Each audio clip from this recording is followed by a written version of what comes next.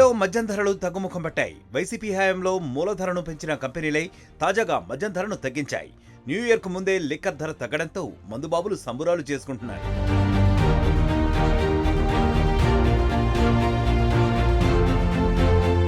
ఏపీలో 11 కంపెనీలు మద్యం ధరను తగ్గించాయి.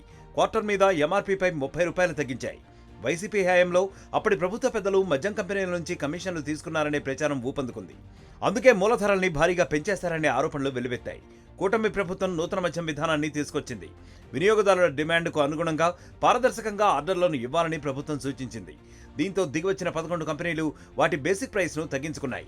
వివిధ మద్యం కంపెనీల నుంచి రాష్ట్ర బెవరేజెస్ సంస్థ మద్యం కొనే ధరను తగ్గించింది.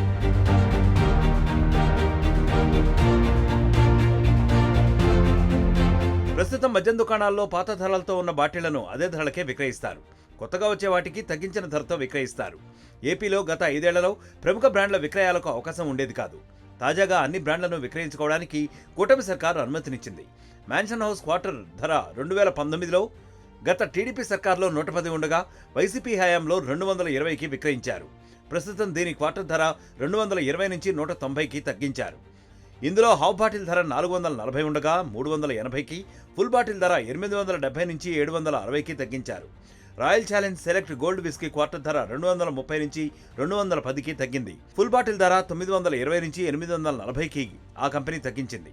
యాంటిక్విటీ విస్కీ ఫుల్ బాటిల్ ధర 1600 రూపాయల నుంచి 1400కి తగ్గింది.